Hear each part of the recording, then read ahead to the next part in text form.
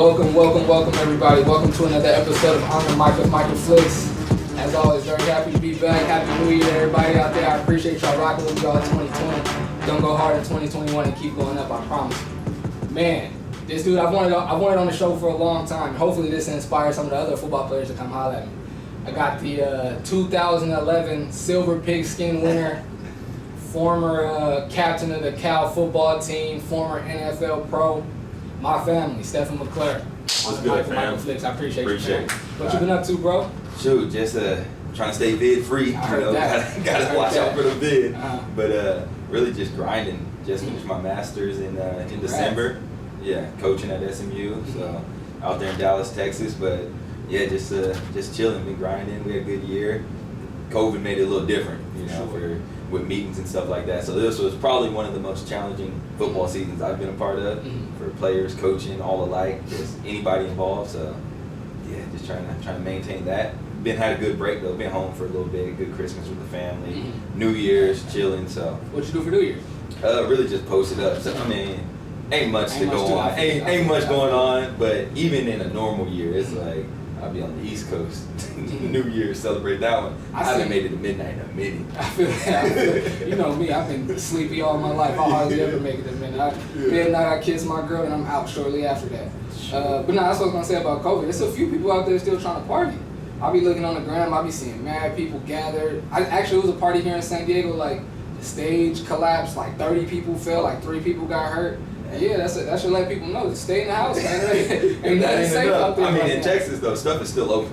So I've been sitting in Texas, in Atlanta, in Florida. Like, it's crazy. Clubs are still open in Texas. Rooftops, indoor clubs. Like they got rules where you got to be in a section, but once you get in there, it's flooded. I haven't been. Right. That's what I heard.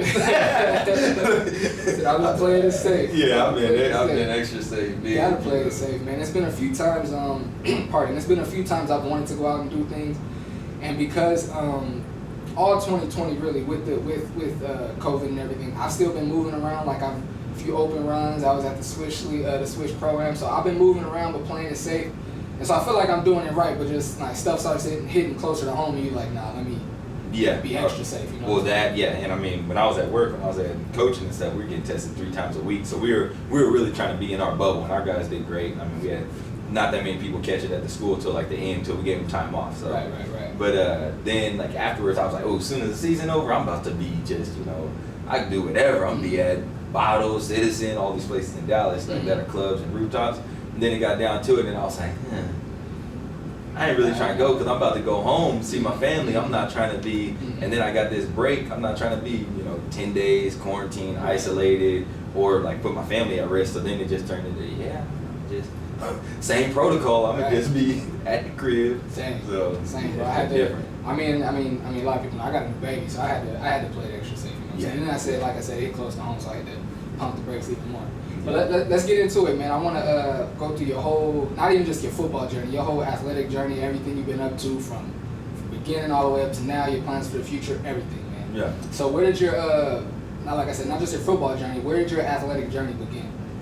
Shoot, I was 5 years old, 6 years old. Started playing all the sports. Started playing t-ball, running a little cross country deals, running little marathons and stuff like that. So that started early, and then it went from playing basketball, so all that's at 5, 6 years old, playing basketball, t-ball, and then when I think I was 6 or 7, started playing football. A couple older cousins playing football. I'm like, shoot, I'm trying to play, let's go. Man, I grew up around football. My dad was coaching high school football at the time when I was real young, so doing that, and I was like, ever since then, I was like, man, football, I love basketball, but football is where it's at. Like, it was just, that was the go-to sport. That was what I loved to play, played the most, and feel like I had the best opportunity playing football. So from that day on, I played it my whole life. So from when I was 6 years old till I was 25.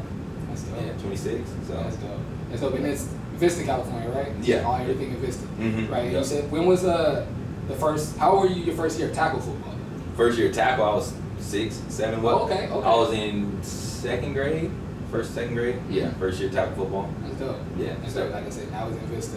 And I remember years ago, Derek and I were just talking about like our family, our friends, just our core, and like people being good at sports and athletic. And I remember Derek pointed out to me, he was like, Stefan, Well, up until college, it was like Stefan never played on a losing football team, and it's because he was on the team.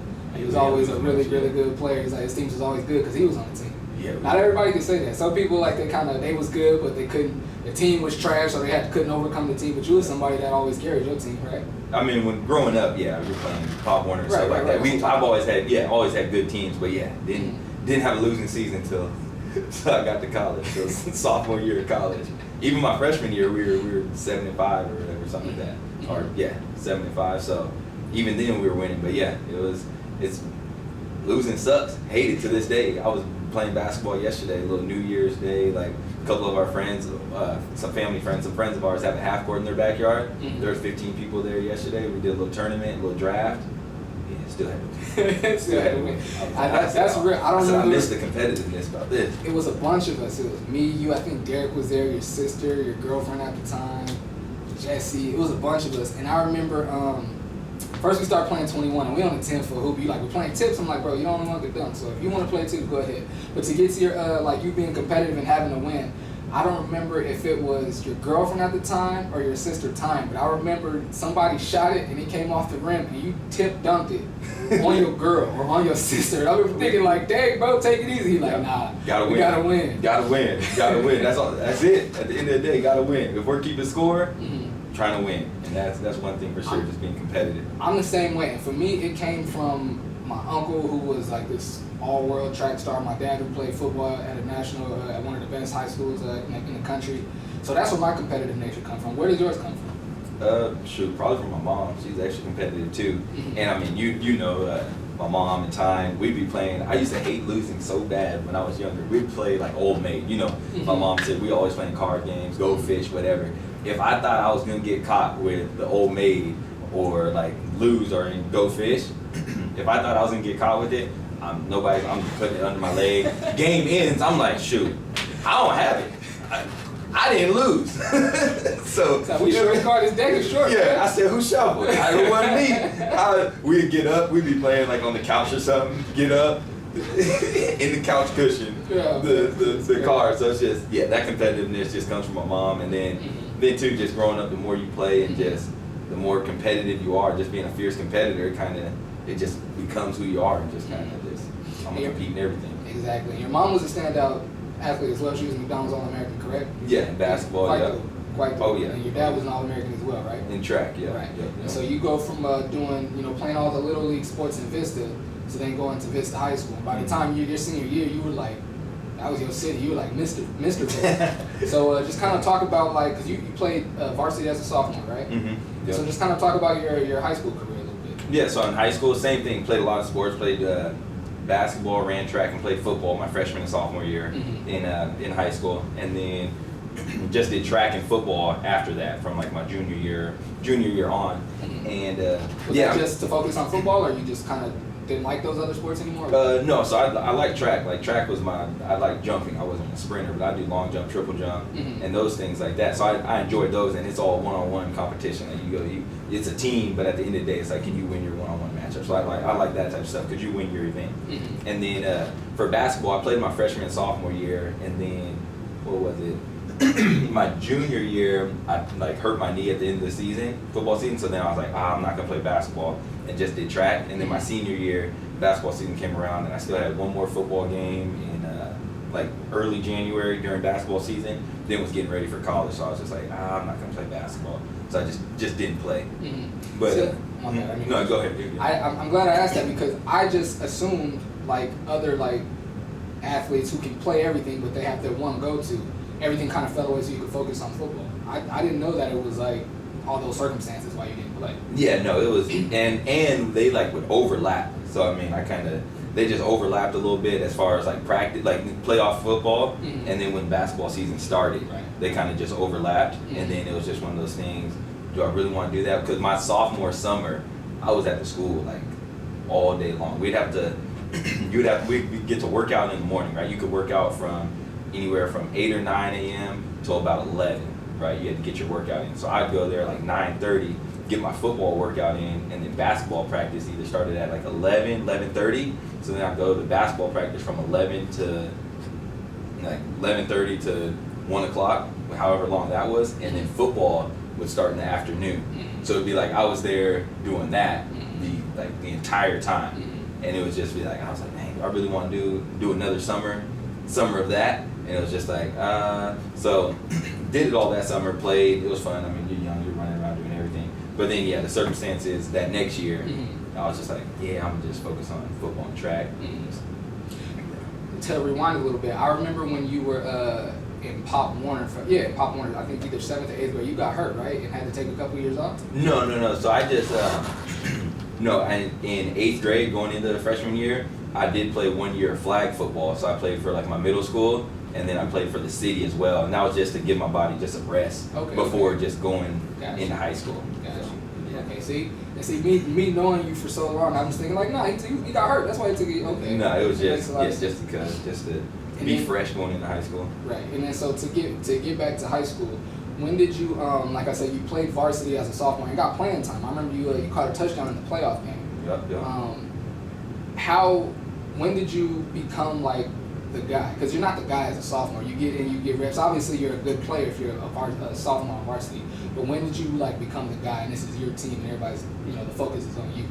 I mean, it really probably didn't happen until probably like during my sophomore, or not my sophomore year, but during my junior year, like halfway through my junior year, Okay. started being like, okay, kid might be able to play a little bit. Because I mean, going into high school, everybody knew like, oh, okay, yeah, that's like McClure or whatever. They're good in Pop Warner. We'll see what translates. I was small. I was only 130 pounds my freshman year, like of high school, playing running back and safety and stuff. So, but we always knew like growing up, like, oh, we're gonna go to Vista. We're about to try to win 3-4 championships. Like every year we're there, we're gonna have a chance to win. And then like you said, that sophomore year in the playoffs, had a touchdown. Then that was like I think I only had probably like 10 or 11 catches or something like that sophomore season. But got to play. You're playing receiver. You're not getting the ball every time. And then probably about middle of that junior year, started getting some more touches on offense, like some jet motions and some tosses and stuff like that. Then it kind of started transitioning that way. Partially, it's two parts. So we had a different quarterback, right? That was a year older than me, my junior year. And so when he was the quarterback, he threw the ball to people that he knew, right? And everything like that. Okay. So then one of my best friends became the quarterback halfway through the season. So we already had chemistry. We grew up together. So then I started getting more touches that way too. Nice. And then just getting added more and more into the offense because quarterbacks, they got who they're comfortable throwing the ball to. Right. So and we had a receiver that was going to go to Boise State that was on the team as well. So we just we started passing the ball more. So it just really opened up, and we kind of took off. Went to CIF that year. Went to the championship. Lost to a good team, but it was halfway through that junior year. New quarterback, and just started making some more plays. You see, this dude is being modest. They lost that game because he got hurt. I remember watching it on. It on TV. I was playing that Qualcomm. I think it might have been on one of them jet motion plays. It was, yeah. It was a toss play. It was like the 4th play of the game or something like that. Yep. And I remember even of course I remember the guys who were calling the game. But I remember them saying like Vista's got to throw out a lot of their playbook without McClure in there. Yeah, I remember just watching it like, dang, my dog really went down in the championship. That's tough. I was hurt. That was tough. I was so pissed. Yeah, but I mean, it made a difference too as far as on defense because I was playing corner at the time, and then on offense, yeah, those jets like we had 2 receivers, so they couldn't just double one of us and stuff like that. So yeah, it made a difference. We could have won back to back 2 in a row. How would have been great. Where was your you tore your ACL in that game, right? No. So I dislocated my kneecap. That's right. I knew it was something with the knee. See, I'm glad I think I know everything. I'm glad I got you here, man. And so, talk about that, and like I guess what I would assume would be the disappointment of that. Like, so you make it to the championship. All high school players dream to go play at SDSU or go play at Jenny Craig, or if you play for basketball players, and if you play football, you want to play at Qualcomm at the end of the year. And then you finally make it, and then you go down in that game. Talk about like where your head was at. I mean, there was a lot of frustration, a lot of pain. I was like disappointed in that. Disappointed I let my teammates down. Like couldn't be out there with them. And then too, you don't know how like the severity of an injury or not like that. So you're just like, dang, this is gonna suck as far as the rehab, the coming back. Is my knee gonna be the same? What's that? So you're really just frustrated in so many different emotions already, and then to make matters worse, you don't win the game, so you're there just helpless on plays where you're like, dang, I feel like I could have helped my team on that play. I could have been out there, and just like you said, you worked that whole season. You're like, man, we're going to Qualcomm. And especially me, you know me, I got a lot of pride in this and in my high school, knowing I was going to go there for the longest. So growing up and seeing the great players before me go there, win CIF, you know, seeing those guys win CIF, you're like, oh yeah, when I'm there, like the show is gonna be on. You live for being able to play those Friday nights, 7:30 under the lights, like been playing Pop Warner day games, all that. So you live for those times where it's like, man, we're going to Vista, like it's gonna be packed. They're here to see us play, we balling. So like you work that whole time up until that point. That's the biggest football you've ever played when you're in high school. Yeah. So it's like that's all you know. That's the highest level. That's your Super Bowl. Exactly. That's the highest level of football that I had played when I was 17 years old. I was probably 16 years old. So it's like that's all you know. So it's devastating to be like, dang, I'm knocked out in the championship game. So, but we bounced back. Absolutely, I did, and you was able to, and specifically, you were able to bounce back. You were ready for the start of your junior year, right? Or I'm sorry, your senior year, right? Mm-hmm. Yeah. So I was ready. I did track that off season. So Okay. yeah, no, we bounced back. It was a slow start to the track season and stuff like that, law rehab. But yeah, no, we bounced back. We were ready to go even at the start of the season. I want to say that track season was a little rough, but then even at the start of the season, it wasn't still like 100%. But throughout that season, it got better and got back fluid and we were good to go. See, I forgot all about your track career. You hold records at Vista, right? Track? Yeah. And what events? Just in triple jump. Like I'll set the record in triple jump, and then I think in long jump, like top 10 or something like that. And one of them was your dad's record, right? Yeah. So my dad was first there in triple jump, and then he coached a kid, Joey Hauser, who broke his record that he coached, and then my senior year, I broke Joey's record. That's definitely. Yeah. That's dope. So he's third now. So we got McClure's at 1 and 3. That's dope. Bragging rights in the house. That's dope. That's dope. Especially you got the one up on Pops. Oh yeah. That's dope. That's dope. And see, for me, like my dad and my Uncle Clarence, you know, my dad and my Uncle Clarence went to Long Beach Poly, as you know. And and like I said, that's where I get my competitive nature from, because whenever my dad and my uncle would get together and they telling they athletic war stories, ain't never no stories about no losing. And so for me, I was like, I can't come around on a holiday. I mean, Pops live with me, obviously. Yeah. I'm like, when I go talk to I can't have no stories about losing. So that's where my competitive nature comes from. And I brought that up because like your dad, my uncle, well, actually he coached a kid that broke his record. He's a distance runner. He coached a kid that broke his record too, actually. And so you run track, getting ready for football your senior year, and then senior year starts. How'd your senior year go? Oh, I mean, football season. I mean. Oh yeah, no, we dominated that year. We slipped up. We lost one game. Still hurts me to this day. Had a couple bad plays. We lost to Mission Hills. Gave them a gift. We were up 14 too. I did. We were up 14 at half. First we started off with an onside kick. They couldn't cover a soul. But we were running through them. We were about to win. And then second half they who was it? I want to say our running back fumbled early in the third quarter or something like that. And then just dropped the ball, slipped out of his hand. Running backs don't wear sleeves on your dominant ball carrying hand. Dropped it, and then I fumbled too on a punt return, and that's how they hit the game-winning field goal. We got to stop. I was back on the punt return, made a dude miss. Bad ball security, boom, somebody punched it out. They went 3 plays, didn't go anywhere, kicked the field goal. I think we lost 31-28, something like that. Yeah, that was actually a game I gave up my only touchdown that season. Wow. Yeah. So. Wow. What was I about to say? I gotta ask you, because I told you know this story. I told my PPR horror story from when I fumbled on PPR. Oh, any of your miscues or mistakes that they ever make it on PPR? I know you got mad highlights on PPR. Oh yeah, they made it. I'm pretty sure that one was on there. Okay. That fumble, and I dropped a long pass that game too. Ran a corner post, wide open, and it was one of those ones I should have caught it over the shoulder. I tried to go like this to catch it, and just that was a bad game. That was my lone drop. Gave up Tud that game. Oh man, yeah, it was worst game. It was a rough one. I want to say I might have rode home in my gear still, just we straight to the bus. But oh yeah, no, I've had a couple. I had one my junior year. I had to go back there. They all punt return ones. I'm returning. Mine was a kick return also. Yeah, I'm returning punts, and what did I do? We were playing at Escondido High School. This one they were pretty good when they had Ricky Seal and then the other kid, the baseball player. I can't remember his name. Number 12 or something like that. So they were both good. and we're in a dogfight, and they punt this ball. It's a short punt. It bounces, and I'm like, should I catch it or not?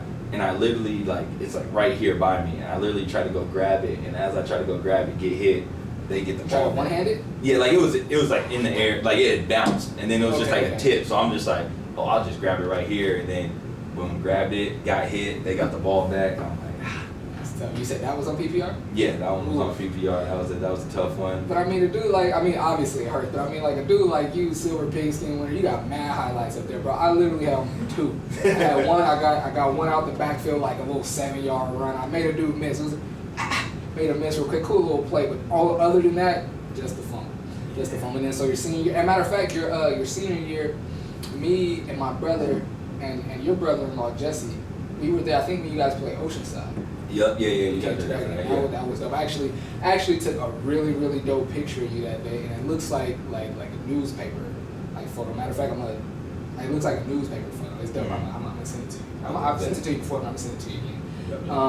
So your senior year, you only lose one game. You guys make it back to Qualcomm, so you're able to kind of make up for going down and kind of, as you said, letting your team down. Yeah. How did that game go? We ended up winning that game. I want to say we were playing Mira Mesa, and they came back. It was a close game. It was a close game, so it was a competitive game the whole way. But there was no doubt in our mind that we were gonna lose that game. Guys were fired up, ready to go, and we got the win. Got the win, so it was good to redeem ourselves after that loss that previous year where it hurt. So we had a good team. We knew from the jump that we were gonna have a good team, and we were looking forward to getting back. And they're really, when we were looking at the schedule or looking at who we play, it's like, all right, we can run the ball, we can throw the ball. We're good on defense. Like we should. It would have been a tragedy if we didn't go back and win. So that's real. And to speak to how good you were in high school, like I'm somebody, like I'm a weird. I Google and YouTube search my friends and my family's names, and preparing for this interview, I was looking up some. I know most of them, but I was looking up your accolades and watching your all highlight videos. And I remember even talking to Jesse and Steph, and we would either watch your games on TV or at the Oceanside game. I remember saying bro, you looked head and shoulders above even your team, and especially your competition. Almost kind of how players like for instance Mikey Williams, how I haven't seen too many of his games in North Carolina, but last year here in San Diego against most of the teams, he was just he just was way better than everybody. And you looked that way in high school, and it was and it's not just, how do I say it? It's not just that you were faster than everybody or big, because you weren't mad taller, super diesel or nothing, but I think it was just a combination of your athleticism. I think just your technique was just so advanced to be in high school. You know what I mean? You didn't move like a high. You looked like you were already D1 out there. That's why to me it seemed like you were D1 being covered by high school DBs. Is how it looked to me. Yeah, fair to say? Yeah, because we had a coach. Our coaches they invested in us. I got a couple coaches that still work with me to this day. When I was playing, okay, when I was playing in the league and in college and stuff. They poured in there. And one of our coaches, the receiver coach, he was like, I'm not training you to beat these high school dudes. I'm training you to be D1 corners. Mm-hmm. And then it's the same way, vice versa. You got to know how to cover. You should be competing against people that are in college right now. Mm-hmm. And then my dad too, when you're a freshman, you want to look like you've already been in college for a year. So different things like that. Just people people just investing and just helping out. Mm-hmm. And I remember, literally, I do remember my senior year, our receivers coach, we were dominating people at receiver. Me and my homie Myron, our quarterback Christian, he was dropping dimes, and it was just there was a little streak in there where we were just, if we needed a play, we just throw it up, we would run this. And I remember my receivers coach was yeah, you probably couldn't cover yourself right now. We were putting it, and just so the receivers coach, he played in the league. Mm-hmm. He went to USC, so he was giving us all that information and all that stuff that he knew and that was passed down to him. Mm-hmm. And they're not getting taught that in high school. How to attack different leverages, how to work techniques, how to be patient versus press, catching the ball with your hands, catching the ball above your eyes on fade routes. Restacking DBs and leaving the quarterback room to the sideline to throw the ball. So it's all that stuff that people aren't getting coached up until they got to college. We were doing that in high school, running different combinations and different plays and stuff like that. And we were a good team, and we were coached, and the guys that were good worked hard. So they like, it wasn't just like a team where, oh, your best players just try to do whatever they want. Mm-hmm. It's like our best players were trying to be the hardest working. Like our coach used to always say, one of our coaches used to always say, can you be the most talented and the hardest working? So it'd just be like, and we go out there and just boom, put up 35, 40 real quick. Yeah. So. That's dope. And I don't think, and I didn't realize it because, like, we didn't have that in Orange Glen. Yeah. But what I did notice, and this is, I love my high school. I love Orange Glen to death. That's my alma mater. I love it to death. But the thing that I noticed, even about just ESCO down the road, was that, like, for us, like our facilities weren't even like always fully open to us. And I remember even like talking to the homie Theo Overstreet or Peter Smith, or the homie LaShawn, all those guys that went to ESCO.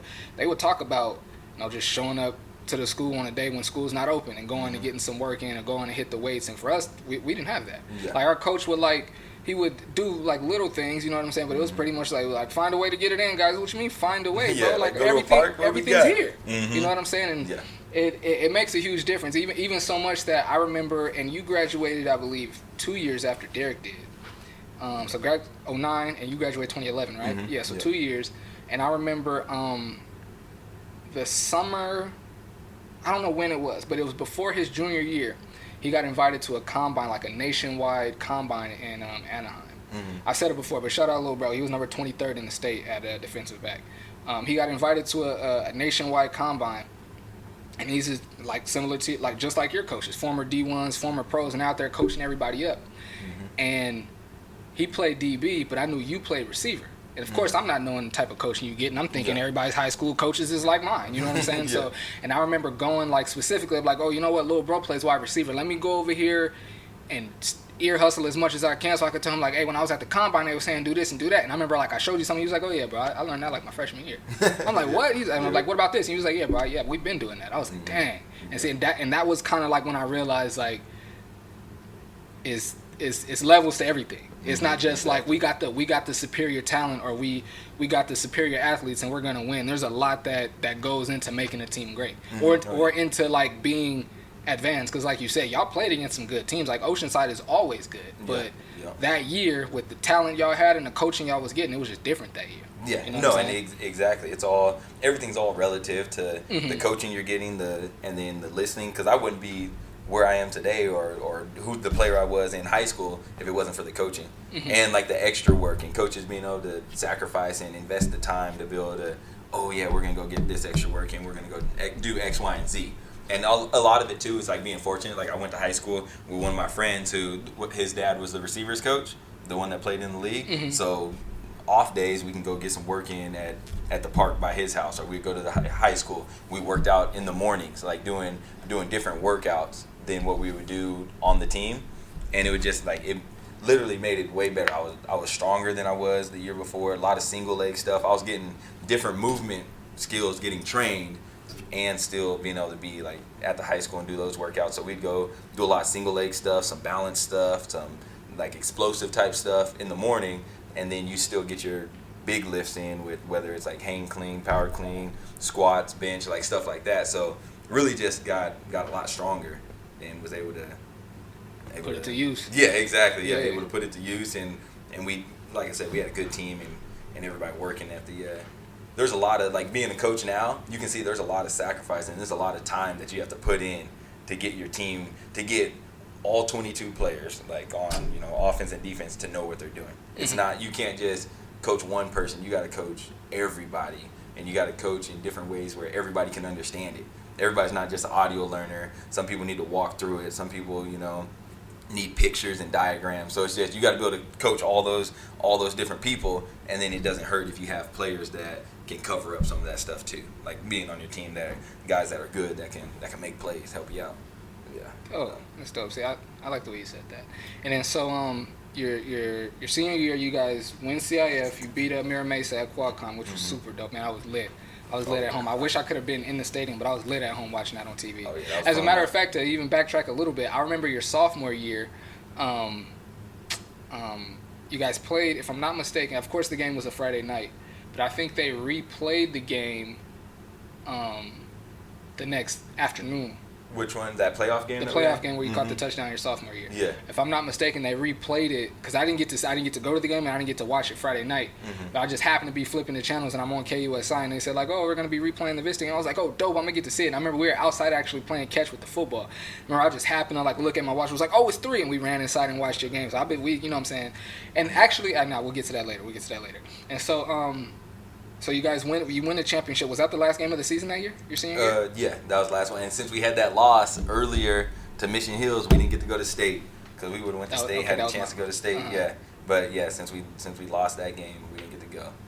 And so how does that work? Because I know in basketball for CIF, I don't know all the divisions, but I know Open, Division 1 and 2, and maybe even 3. For each division, the champion and the runner-up all get to go to state. All get to go to the state tournament. How does it work for football? I don't know how they. Or how did it work back then? Yeah, back then you had to. It was like you still had to get selected. So there was. I don't think. I want to say they only brought so many because just like you said, they only bring like the Open and then D1, D2, like go to state. So out of that, they have to pick between like the D2, D1, and the Open, or like the D3 who gets to go to state.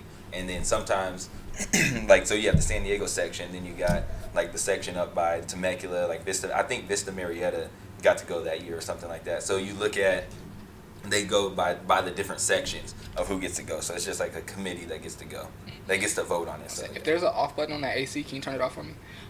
So you said did anybody, your senior year, 2011, did anybody from San Diego go to the state tournament? I can't even remember. I think Oceanside went. I'm pretty sure Oceanside. And y'all beat them? Yeah, no, Oceanside didn't go. Okay. I want to say someone from San Diego did get to go. Okay. Maybe like a Cathedral or something like that. I see. But yeah, somebody did go, yeah. And so on top of, if you can't figure it out, don't worry about it. And so on top of you winning CIF, being a champion, getting the ring your senior year, you were also named Army Navy All-American. Yeah, got to play in that. That was my last high school game. Right. Going to that one was in like early January out there in Texas. So how was that like? First, how did you get the news, and just walk me through like how that felt to be named like one of the top players in the whole country? So I actually got the news earlier during sometime during the season because like the people do it for like Rivals or ESPN or whatever. They're the ones that have a say so they tell you. And then the guy was like, hey, are you gonna play in any all-star games this year? And I was like, oh, I mean, I don't know, I'll probably play in one. And he was like, oh, okay, well, there's a good chance you'll be an Army All-American. Are you gonna play in it, like if you get invited? I was like, oh yeah, I'll play in that. So then like he had told me, he was like, okay, yeah, you're gonna be one.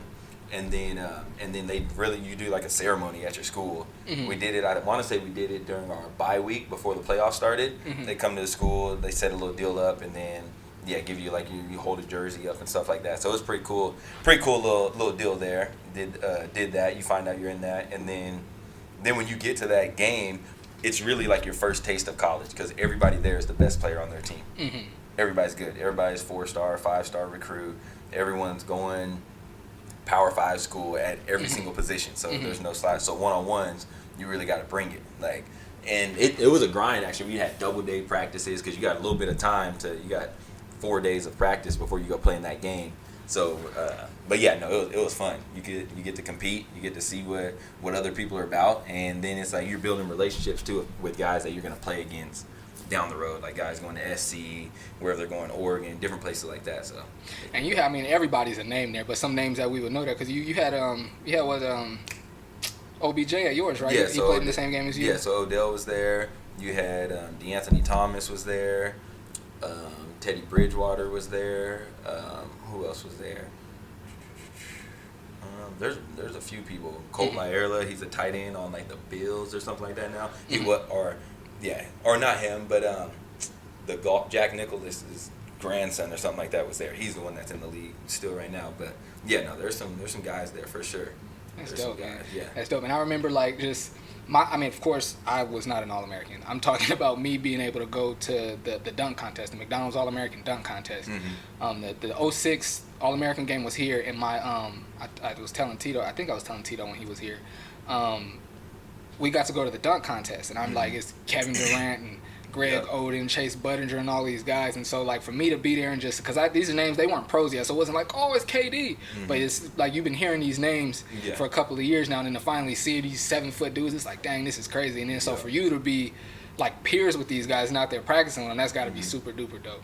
And then so you go from. But same way, just like you said, that at the time you don't really know who any of these people. Like it's like they're.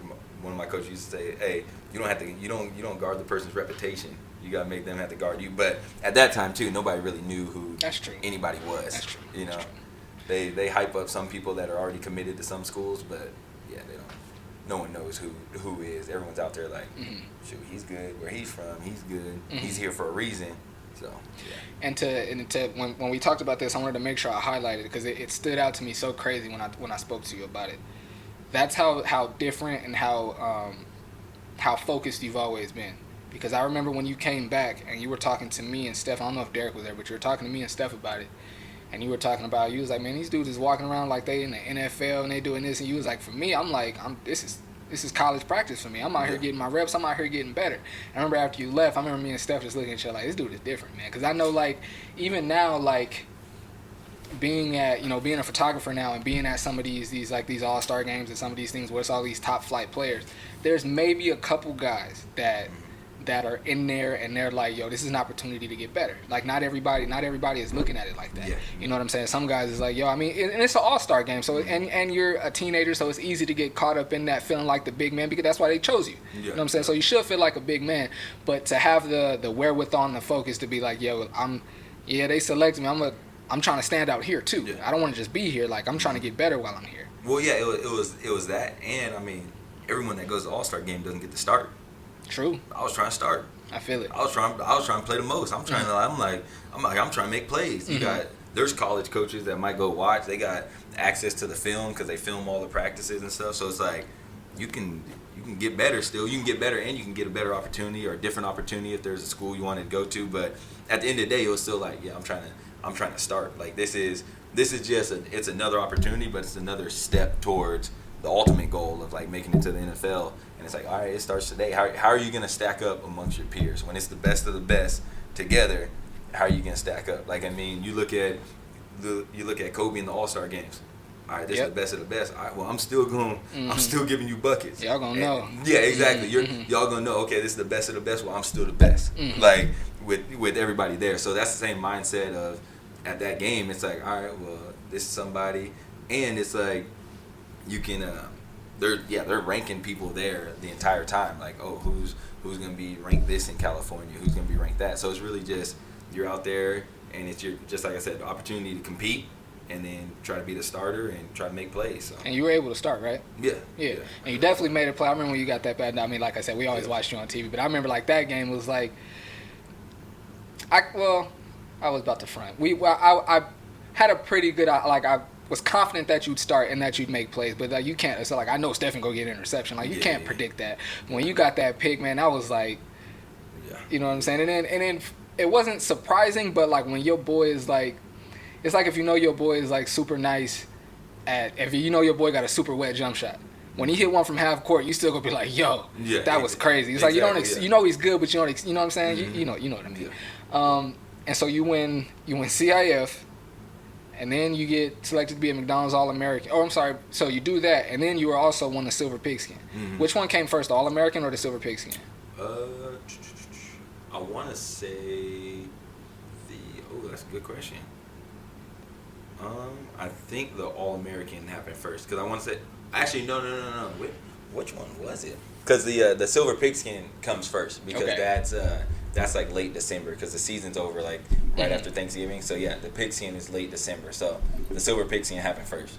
Yeah. And then how much time between your actual football season and the All-Star game and the All-American game? Yeah, shoot, it was a minute because I want to say we played our championship game like December 12th or something like that, or maybe like 15th. It was in the middle of the week, but we played that championship game middle of the week, and then that the All-Star game wasn't until like January 7th or 9th or something like that, some Sunday in January, like the second week of January or something. Mm-hmm. How was that winning Silver Pigskin? I mean, that was pretty cool. That was a dream come true because it's like growing up. I mean, we all watched PPR back from when I struggled to stay up back then, but came on so late. Now I think it comes on a little earlier. But yeah, you watch Reggie Bush on there. He's winning it. I mean, there's highlights of so many people that there's so many great San Diego football players and like so much talent in San Diego. So just growing up seeing that, it's like, man, that's crazy. Like these guys watching Reggie Bush, it was like he was just making people miss. He was couldn't get touched. Like it was crazy. So to have your name on something that's associated with him too, and then all the other great players that are on there on there as well. It's like, yeah, it's pretty special, pretty cool. Just growing up to even get the opportunity, because sometimes it's like you can be like, oh, you can be good like at your school, but then you're not good, like you're not elite in the whole like county or something like that, you know? Like, oh, okay, you're all league, but then are you like one of the best in the state, or are you one of the best in like San Diego section? So it's cool to see your hard work and just all that stuff kind of just pay off, and you get rewarded with something like that. So it's pretty dope. That's cool, man. And like Paul, I don't know him personally, so I don't want to make it sound like that. But he talks about you like, I think if he could, how do I say this? I'm going to just say what I was about to say. He doesn't talk about any Silver Pigskin winner the way he talks about you, from what I've seen. And I've always watched PPR, and the way he bigs up everybody. He's really good at that. He shows love to everybody. But as far as like, you know, PPR is something he created, and so the Silver Pigskin, that's whole thing is his baby. Yeah. You know what I'm saying? And I've never seen him talk about somebody the way he talks about you. I mean, you would think like you're like his nephew or his son or something the way he talks about you. He was like, this guy exemplifies the Silver Pigskin with his grades and his off the field and on the way he plays. Like, bro, he gives you crazy love, bro. He gives you crazy love, bro. He's good people. I have to hit him up soon. He is good people. I've been trying to get. I want him. He's one of my dream interviews, bro. For real. Okay. I've been knocking. He said he'd be. Pardon. Talking too fast. He said he'd be down to do it, but you know he a busy dude. I don't know when he's ever gonna have the time. But he said he'd be down to do it. Every time I for sure go tag him in this one. Every time I do like a new one, or I'm talking about something football, I just tag him like, hey, yo, I'm still working over here. Actually, it was, you know what? It really made my day one time when I posted a video. I don't know who I had. I had Matt Mitchell from San Diego State. I had Matt as my second episode, and I tagged Paul Rudy.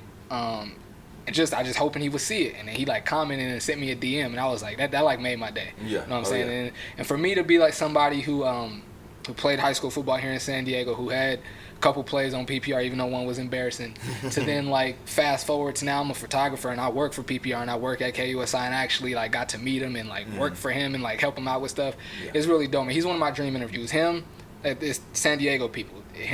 Paul Rudy, Norman Powell, and Mitchie Slick. Those are like my three like dream San Diego interviews. Guys. So I'm gonna just. I don't even like doing that because I like doing stuff on my own merit. But if you could throw that alley-oop, I'd greatly appreciate it. We might have to make it happen. You might have to go to the studio do it. Hey, you know where it is. I told him that. I was like, whatever I got to do. If I got to bring my stuff to the studio, to KUSI, I'll do it. Like, however we got to do it. He was like, oh, we'll make it happen. And hopefully we will. I don't think he was gassing me. I think he's just a busy guy. He's a genuine person. Yeah, and absolutely. Busy, and then you got pandemic going on right now. It makes it a little tough. But, exactly. Oh, yeah. Shoot. Might have to be a Zoom one. Get him on there. It's crazy. He's like... This, and we gonna get back to your story of working for for PPR and meeting him. He's like the coolest, calmest dude, but still like when it's showtime and the lights are on, it's like, oh, he flips the switch like anything, because it's like this is what I do. Like it needs to look a certain way. Like I said, this quick story, and we'll get back to your story. So I'm working at this is like my third week working at PPR. I started a week, and so it's like week 4 of the season, but it's my third week. I'm in the studio, and I'm already done with all my stuff. Like, I worked fast. I didn't want nobody to have to ask, like, check on me, like, ask if I was done. Got all my stuff done, right? So I'm back there just playing with footage because I'm, like, working on my content, like, my own personal content for the next day. And who was it? It wasn't Paul, but somebody, I'm forgetting my guy's name. Official Top Dog on Instagram. He walked in there where like all like the camera guys are working. And he's like, yo, we need help on the show. Can anybody help? I'm like, me, like right away, because I'm trying to get FaceTime. I'm trying to learn like me. And I go in there and I sit down, and Paul goes, in between, he was like, pick up that pen and paper and sit in this chair right here and don't move. And in between commercial breaks, whatever I shout out, just write it down. I'm like, all right. commercial break comes, right? And I'm excited because this is a dope opportunity. Yeah. But I'm not like all super duper starstruck. I'm there to work, right? But I'm still like looking around, just taking everything in, right? And then and then commercial hits, and Paul goes, we need to get tighter at number 3, and they need to speed up those scripts. And I'm just like, oh, okay. He's like, Mike, write it down. I'm like, okay. You said when you shout that out, I gotta write it down. Like, he didn't even say like I'm talking to you. He just said like when commercial hit, whatever I yell out, write it down. I'm like, oh, my bad. All right, now ever since then it's been good. He's showed me super love, man. I mess with Paul Rudy tough. He's a good dude, man. He is. And then so you win all these accolades your senior year, and of course like being on McDonald's I'm saying McDonald's. See, that's why everybody thinks it's a basketball show. Look, Army All-American. We good. Being an Army All-American, of course you had like every school in the country knocking at your door. Or ringing your phone, I should say. What was your recruitment process like? I mean, it started a little slower start to it, just because it didn't start until I didn't get my first offer until like the end of my junior year. Okay. So our playoff time, my junior year, is when I got my first offer. And then once you get one, then they start kind of flowing in and flooding in and stuff. But back then too, you were still sending DVDs. So like I'm in coaching now, so I can see how easy it is for me to watch film now with guys. You can go on Huddle, you go on 247 Sports, like everything's digital, everything's right there. When I was coming out, it was still, you had to send DVDs to schools. So it'd be like, then they get in that meeting, they got to put it in, put the DVD, close it. Like all this stuff is time. All this stuff is time, and like the accessibility wasn't the same. So it's like if you made it to certain conferences, like to the East Coast or something like that, like I had an offer from Michigan and from Northwestern. Like that's surprising. You're in Southern California. Get an offer from Miami. It's like stuff like that is harder to do nowadays. So when you're like back then, your offers weren't as flooded or wasn't as many as it is now. Nowadays, teams throw out an offer because anybody can watch your film. It's so easy. I can just be like, oh, let me watch all the top 5 corners in California. We watch his film, and literally you just have open tab on your computer. Click it, play. Boom, you watch the first 2.5 minutes of, click on the next one, play. So there's no time wasted. You're not, VHS probably was even harder. Not bad. Hey, we got to rewind it. I got to run it back. And you'd be out there, gosh. So now it's like, if somebody didn't see, run it back again? I didn't see that. So now the access to the film is so much easier. But yeah, with even with the DVDs, yeah, we had good Pac-12 offers, a couple Big Ten, ACC offers. So yeah, we had Mountain West offers. So it was a fun process, and you actually see like it's a time where people are wanting you. They're like, come play at our school. Come play at our school. So then you have to get past all that and really make a decision where it's like, all right, where do I want to live? Where do I enjoy going to school at? Not based on what coaches are there, and where do I have opportunity to play right away? Like where because you can't, if you're trying to go to the league, you got to have film to go to the league. They want to see how you compete, and they want to see your development and your process and your growth going all over those years. So it's like when you're picking a school, you got to pick one where you can play, where you're going to get developed, and then of course like other like are you getting a good education? And your plan was always to go to the league.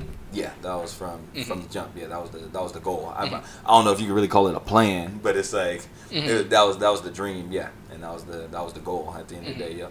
And I tell not everybody, but when the conversation gets a little deeper, I tell people I was like, nah, but I think bro was like destined or born to play football. Like you were born on Super Bowl Sunday. Like, what football player can say that? Like not many. You know what I'm saying? Like born on Super Bowl Sunday. That's crazy. And so you get to Cal. What was I was about to say rookie year. What was your freshman year like? Did you have like seniors like, you got to carry the bags or get the popcorn? Like what was your freshman year like? Nah, it was like a normal freshman year. You got to earn everybody's respect.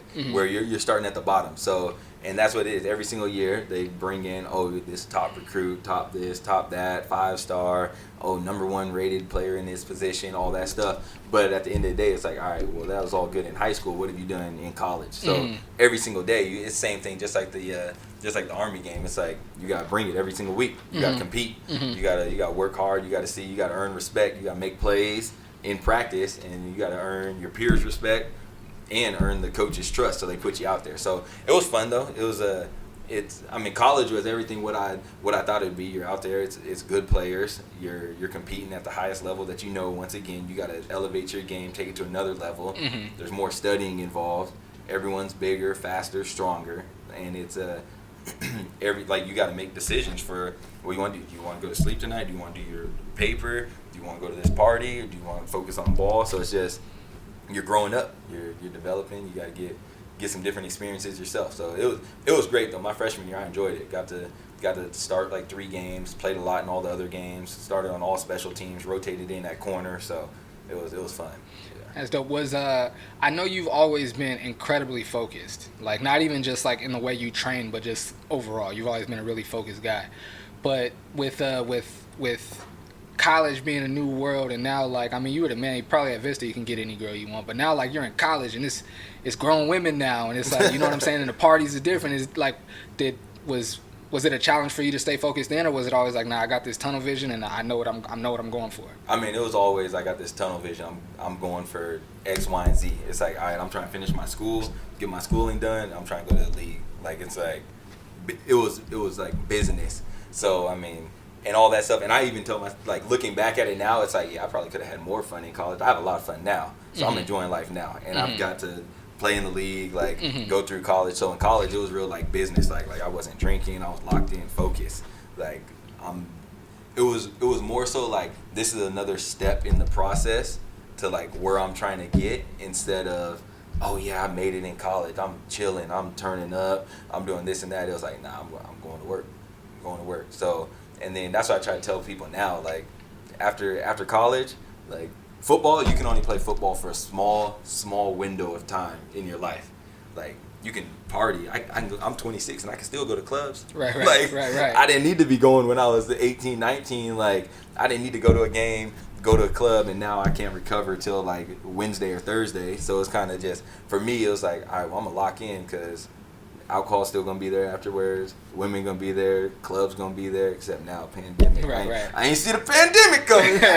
Right. But it's like, all that stuff is still gonna be there. So you might as well lock in while you can, and then you can enjoy that stuff afterwards. So it works out. It's such a simple concept, but I remember like my very, very first ever podcast back in like 2013. I had you on, and I remember you were talking about. And again, it's a simple concept, but I never heard anybody say it in that way. You was like, I was making these social sacrifices. And I was like, that's the best way to put it. Like, if you're trying to like explain to like the kids about just like exactly what you said about the focus, I think that's the best way to put it. It's like, you got to make those, I don't know if you came up with that term yourself, but like those social sacrifices. Like you said, all of that stuff is going to be there later. If you got big goals and you got big dreams, like, you got to make them social sacrifices and get to all that stuff later. Yeah, I mean, and it's the same thing that I've been doing since like high school. Like, some of my friends, after football season, it'd be track season. They'd be like, "Oh, we're about to just have a little kickback over here. You should, pull up." I'd be like, "All right, I'll pull up for a little bit." But I mean, I'm not sitting there playing beer pong, drinking, or doing anything like that. It's like, oh no, I got what's it called?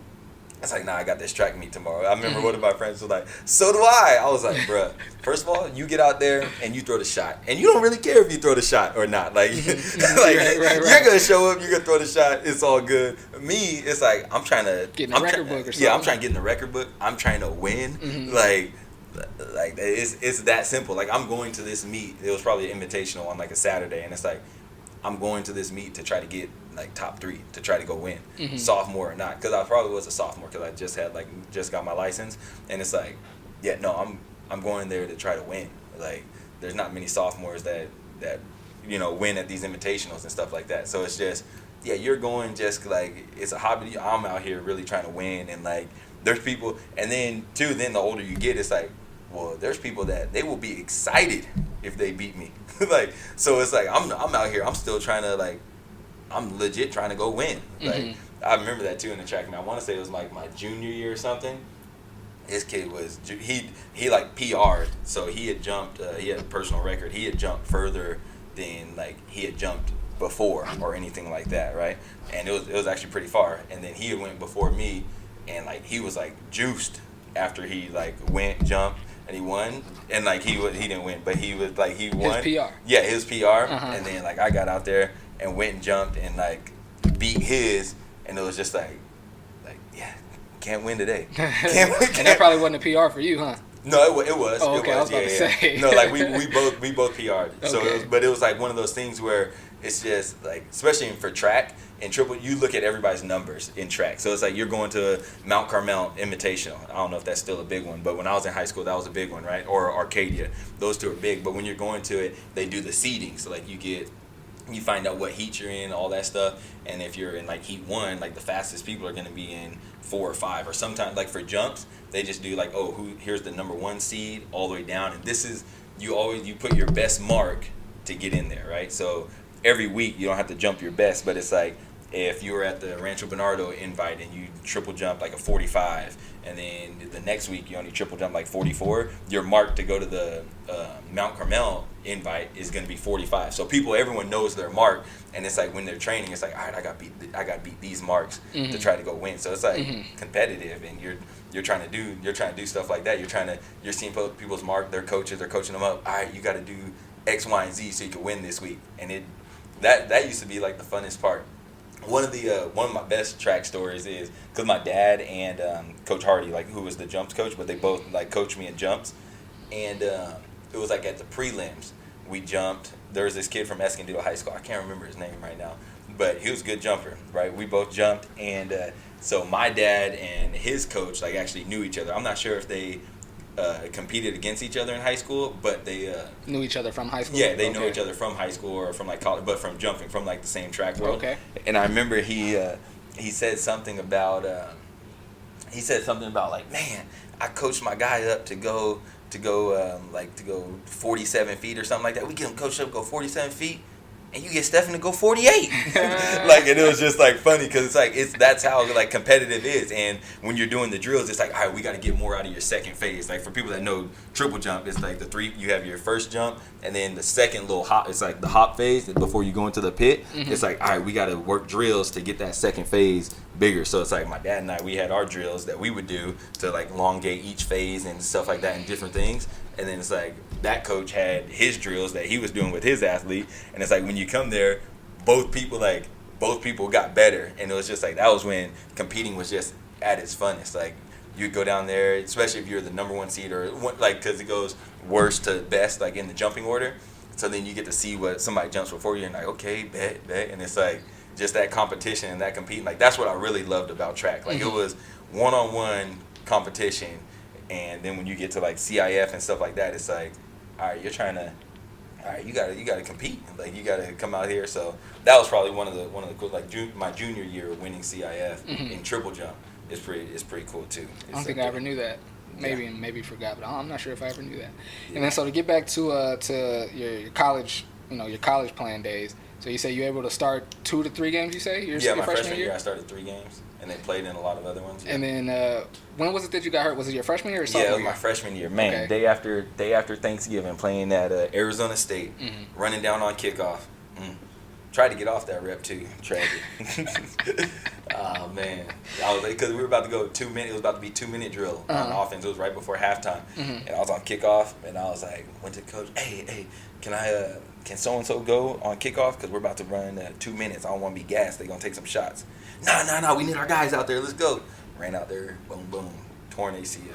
That's all bad. Yeah. That's all bad. Not his fault, but absolutely, yeah. Absolutely but it's just the way it happened, and I was just like, I hate to see it.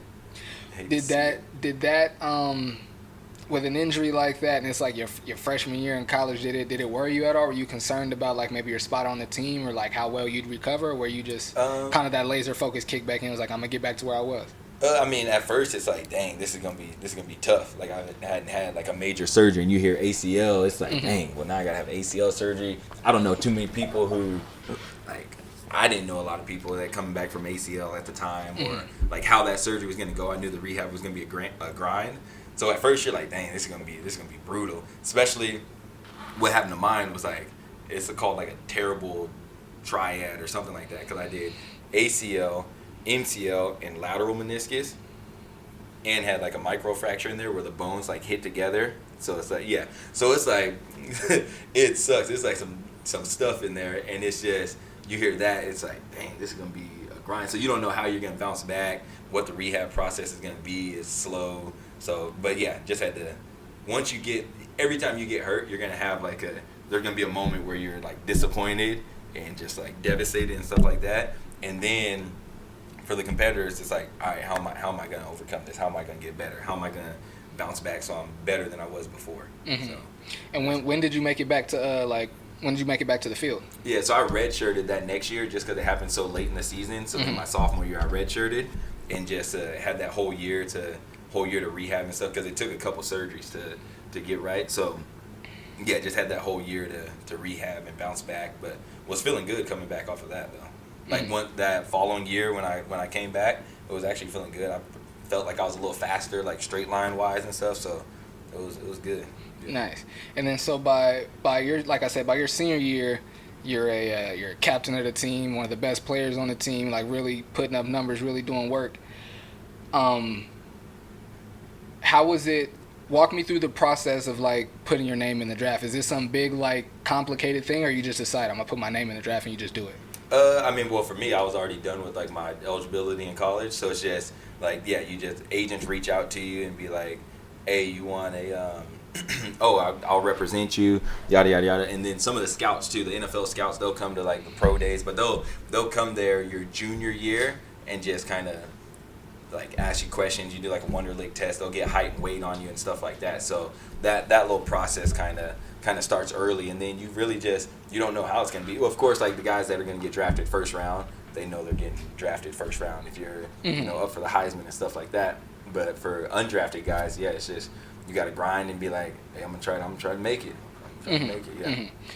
And then so you ended up not getting drafted. Was that something that, with all due respect, was that something that maybe you expected, or was it like devastating? How was that? Because I know, for us, like, you know, your fam that know you, we know Stefan's good enough to play, but he's had these injuries, so we don't know. Like, did you think like maybe the injuries would affect like your draft possibilities, or like the injuries for sure, and then missing games in college due to injury doesn't help your development, doesn't help you, because like I said, the NFL scouts, they want to see film and they want to see development and they want to see you get better over the years, and can you play football and are you healthy, because otherwise if they invest money in you and you get hurt, that's money lost. Like going into it, I knew it was going to be tough to try to get drafted just based off of the injuries and the type of injuries that I had. So, but for me, it was just really just getting an opportunity. Like that was the biggest thing, and it was like, okay, yeah, you won't get drafted, but you'll for sure probably get a free agent deal, like a preferred free agent. So that's good enough for me. Hey, however you get your foot in the door, exactly. As long as you stop the door real quick with your foot, as long as you get in there, you good. That's all that matters. And so you end up not getting drafted. So you end up what team did you sign with? The first team you signed with? The Colts. Okay. Indianapolis Colts. Yeah. How did that feel? I mean, that was good, but it was like the same thing though too, where it was a good moment, but then it was like, all right, bet now we're back to work. Time to work, yeah. Well, we've been working, but then it was just like, all right, now we know the destination, and now we just got to go there and prove it every day that you belong. Because it's just like, and now you gotta make the plays. So, what was like the major? I mean, obviously it's like the level of play is elevated significantly going from college to pro. But other than that, what do you think like was another like big change as far as like from going from college to pro? Livelihood. Like you're legit. It's either like, I learned this saying at SMU. Actually, one of the coaches there at SMU took it from Ohio State. Like he had some guys that they coached, and they had a slogan on the shirt, and he used to say, "How's she gonna eat?" And it's just like if you don't make these plays, how's she gonna eat? And it's like when you get to the league, there's people that are 29, 30, 34. They got 2 kids, wife, like mortgage. It's like a mortgage. Yeah, like it's like, so it's literally, you either make these plays or you're gonna be on the streets and you're not gonna have no income. Like, so it's literally that mindset where people are, it's every day you're getting evaluated, and it's either you make plays and you keep your job, or you don't make plays and you're gonna be done. So it's kind of, that's probably the number one difference, because in college, if you don't make plays, they're just gonna, like, you're guaranteed you're gonna be there for 4 or 5 years. Like, look at the Washington football team. They drafted their quarterback last year and now already released him, and he was drafted in the first round, top 15 pick, or number 15, and like, you know, he's already, it's a ruthless business. No friends lost. They're here today, gone tomorrow. Seen it happen to me. NFL, no friends lost. It happened to me. You be one day you're in the locker room, Next day you're not. And it's just like, yeah, it's real. What was that like? Was it like, oh, what just happened? Or like, I mean, it's just, yeah, you show it. It's a business, so sometimes you see it coming, sometimes you don't. But that's what I'm saying. For your first time, did you see it coming? No, because I mean, everything for me was like, they had drafted a safety in the second round, right? But like the coach that I had, he had hit me up like, hey, Steph, we appreciate you. You've been working. Like your work hasn't been going unnoticed. Like keep grinding, keep it up. Because I had opportunity my freshman year. I ran with the twos. Like in the first preseason game. Well, our first one got canceled, but in our second preseason game, I was like the third guy, right? But then the starter wasn't going to really play in the first preseason game, and then the two, the two, his like grandma had passed away or something, so he was gone.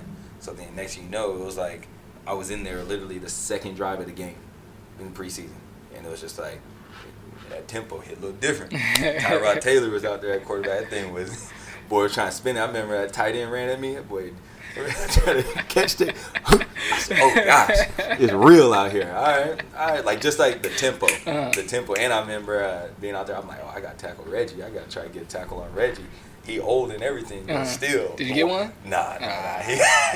No, not because he like made me miss. No. Yeah, I know. I didn't get one on. He was only out there for a little bit, but he did return punts. I remember I never ran so hard a day in my life on punt team trying to get there and tackle him. Somebody else got there. I said, dang, I was coming. That's dope. But yeah, like my first time getting cut. It's mine actually happened when I was at home because.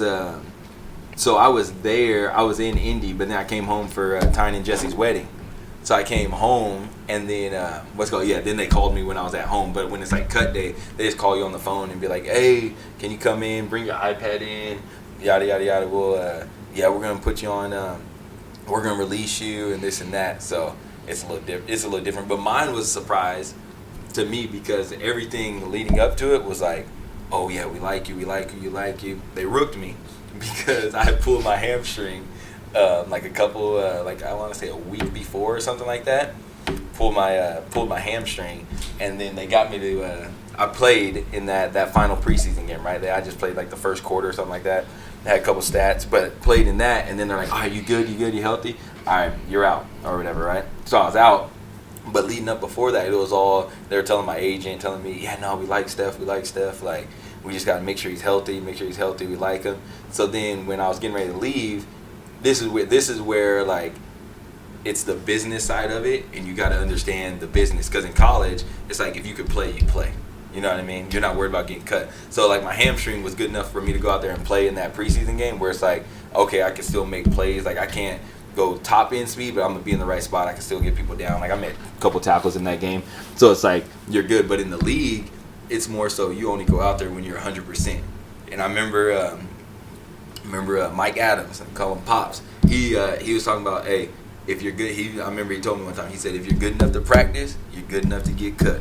Then I was just like, hey, real, yeah, real. So it's like that's why you get people in the pros where it's like they won't practice if they're not, or they won't play if they're not 100%. Because then you're no good. So like for me, after that happened, everything was like, oh yeah, you're probably gonna make the team. So I'm like, all right, bet. When they do your exit physical or whatever, like your physical at the end of the year, they're like, oh, is anything bothering you? Yada yada yada. I'm like, no, I'm good. Like knowing my hamstring is not great, so I should have just went on like IR or something like that. They literally called me that next day when I was home. Yeah, we don't know about your hamstring. We're gonna release you, and then we'll probably bring you back once you're healthy on like practice squad and stuff like that. And literally they released me. My hamstring didn't get like fully better for another like 8-9 weeks. I remember they called me like 3 weeks later. Hey, how's your hamstring going? You've been training, working out. How's it going? All right, yeah, we'll keep you in the loop if we're gonna bring you back.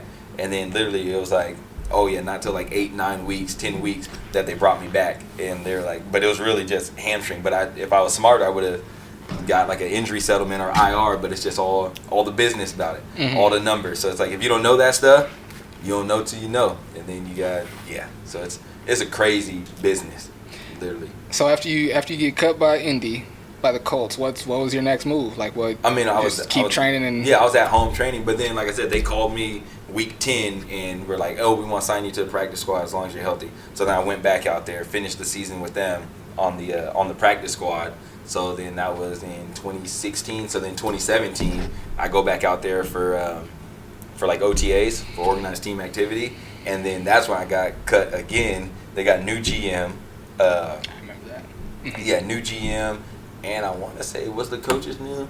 I can't remember if the coaches were. No, the same coaches and stuff, but new GM, and then he brought in his own free agents after the draft and stuff like that, rookies, and they cut like 14 of us in one day. Just, yeah, we were there. Boom, gone. Some people were pissed though because they're like, I was already home. I could like they were home for the weekend. Right. Like I could have just stayed in Florida or whatever. Mm-hmm. So like stuff like that happened. So then after that, I was just at the crib for what did I do in 2017? Yeah, in 2017 I was off a team, so I was just home and I was still training.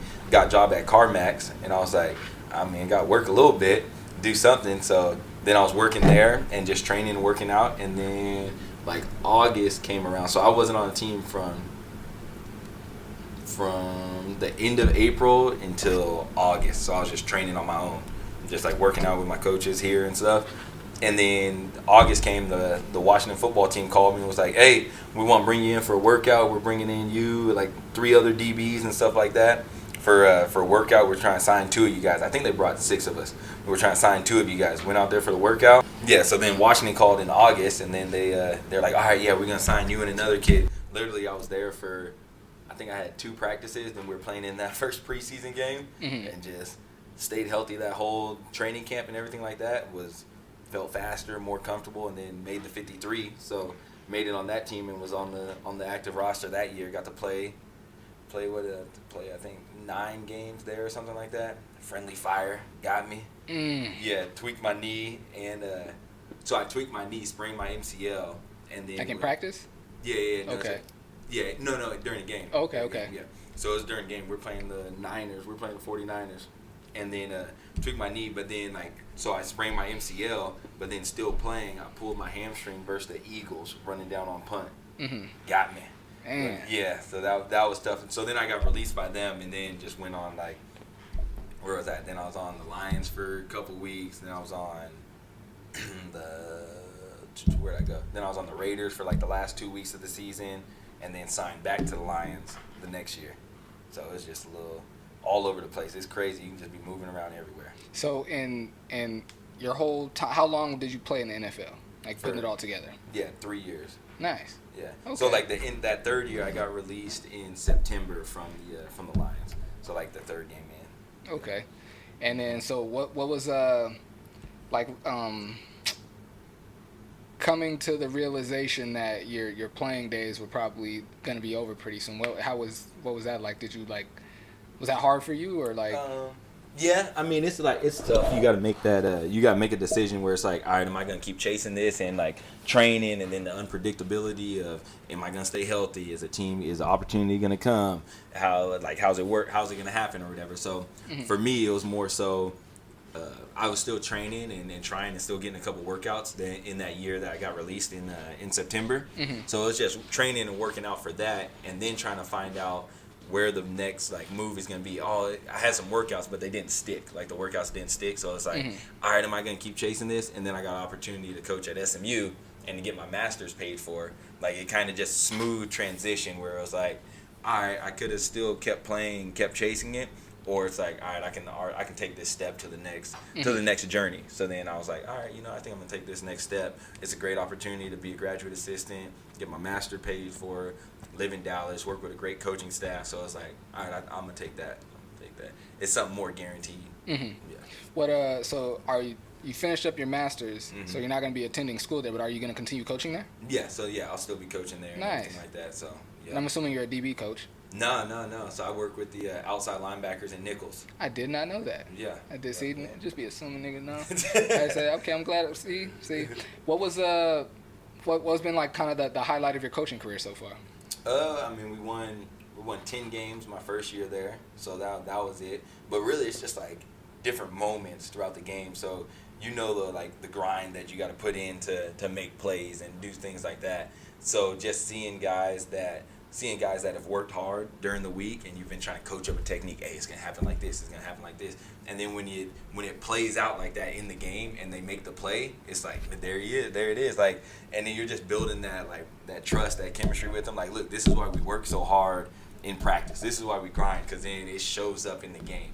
So then when you can keep on doing stuff like that, where it's fun and you see guys being successful, and you know they made the sacrifices, they're working hard to do it. That's like probably one of the greatest feelings of just being able to coach something up, and then they go out there and do it correctly and make a play. And it's like they're happy, the whole team's happy, they're helping the team win. So it's good. It makes all the film breakdown, the drawings, the tip sheets, it makes all that stuff worth it when it pays off for them. Of course, I wouldn't know. Never played college sports and definitely never coached it. How, like, because I know obviously you're working on scheme because you're one of the coaches. Are you involved with like the recruiting and with all that stuff? Like, what all do you do as a college football coach? Yeah, you're working with recruiting, the scheme, so game planning, recruiting, practice plan.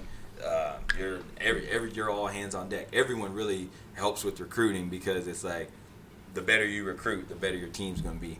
So it's like everyone has a role in recruiting, whether you're graphic design, whether you're, whether you're helping send emails. What's your role in recruiting? I mean, we as coaches, you do everything. You communicate with the guys.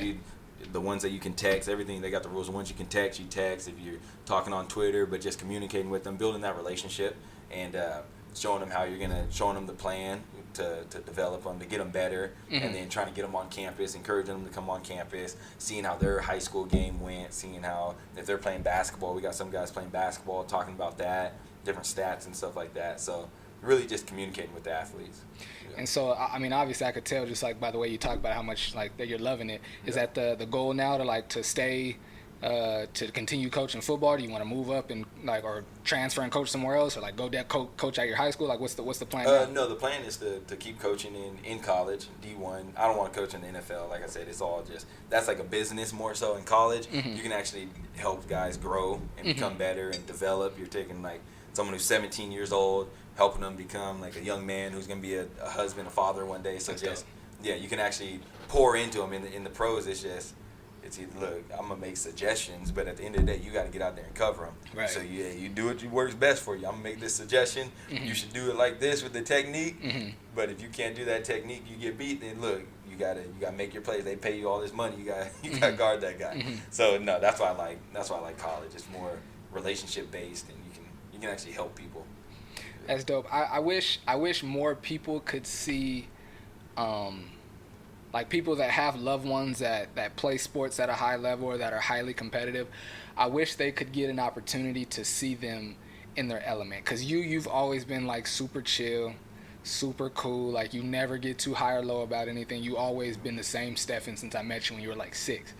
But then when I get to like at times when like I'd be at your high school game and I see you fired up, or I forget exactly what the video was, but they did something like behind you were mic'd up for one of the Cal games. I already know. Let's go.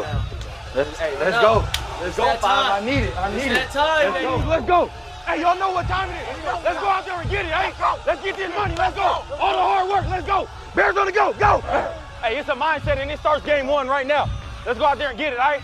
We set the tone right away. Let's go. First drive, 3 and out. Hey, Dirty's on the set. Set. Dirty. Hey, trigger that, DA. Trigger that. Pass deflected, intercepted, could be a touchdown, Bears. It is.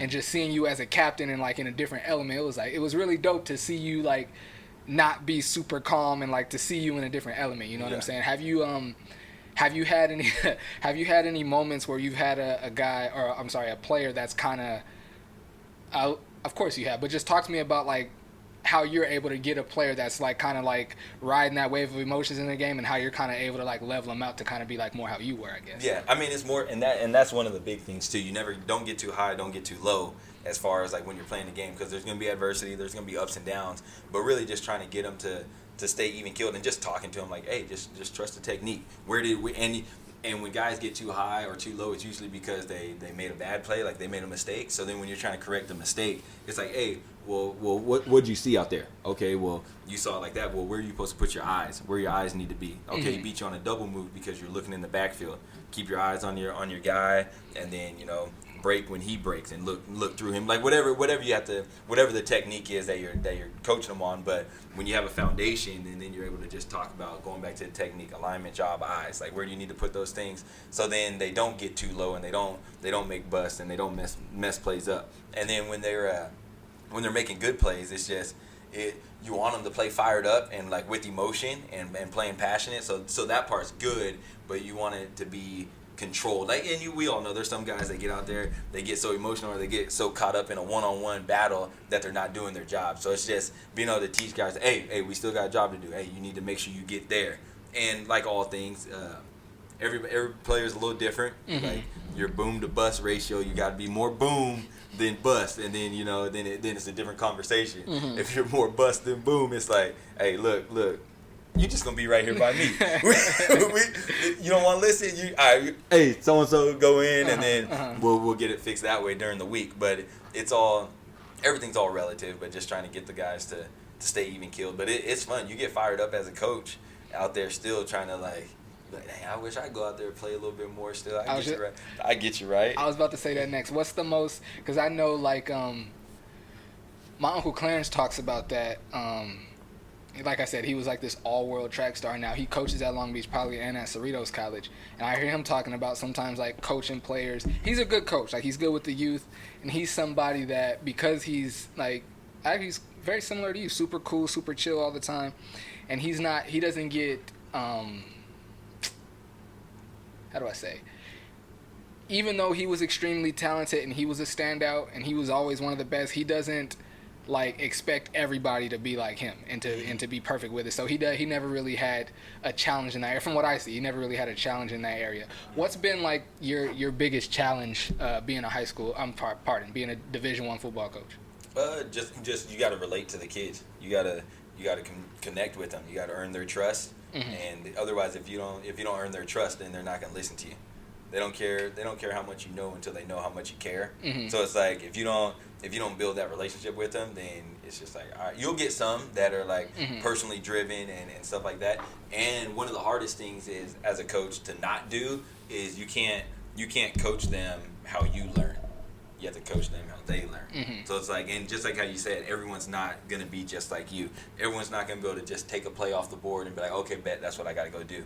Like you got to teach it to them a different way. You got to install it different ways. You got to teach them different ways, whether it's a walkthrough, whether it's, with pictures and diagrams. So you got to be able to teach all the different learners in one meeting room and be efficient at it. So that's probably the most challenging part, but it's also the best part because it's like, every single week it's a challenge. For when I was a player, it's like, all right, I just need to know all these defenses for myself. Once I know them, I'm good. Like, I know them, I'll learn other people's job, and I can tell them what to do.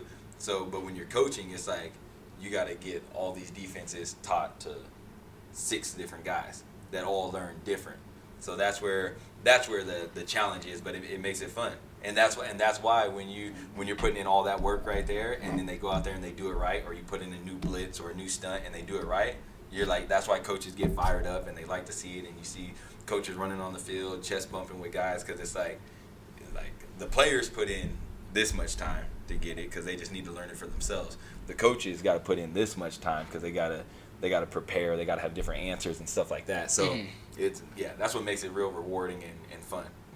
When you see a kid that was struggling in school that might have not been able to graduate or have that same opportunity, he gets a degree from whatever school he's at. It's like you're helping better your life, and you took it serious. And it's a grind to go to class and do the work, but you did it, and now you're a step closer. Like now you're changing the trajectory for your family, and it's just like all that from being able to lock in, play football, and go to school. Now you're helping better your life, so it's pretty cool. That's dope, man. Yeah. That's dope. What did you get your master's in? I got it in organization and leadership. Nice. Yeah. Dope. Yeah, no, it's pretty cool.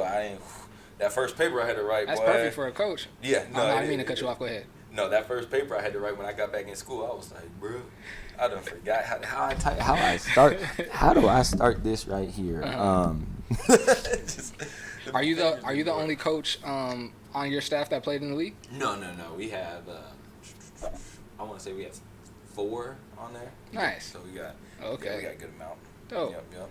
Dope. Oh yeah, no, it's been fun though. It's been fun for sure. Mm-hmm. Yeah. So I think that was all I have for you, man. What you got going on while you in town before? Well, when do you go back to Dallas? I go back on the 11th. Oh, okay. So you did tell me. Okay. What you gonna be doing until then? Shoot, I'm gonna go to Arizona, hang out with my mom for a little bit on Monday. Okay, so I'll okay. go out there from Monday to Thursday, then just be chilling. I hear it. Chilling. I hear. Well, man, if you in San Diego, hit me up, man. We gotta chop it up, maybe. Oh yeah, for sure. Appreciate it, man. Absolutely. I appreciate you coming by, bro. Oh yeah, no doubt. Appreciate you, man. Yeah. Another episode of On the Mic with Michael Flicks. I appreciate y'all rocking with us, man. My guy Stefan McClure. We'll be back next week. Take care.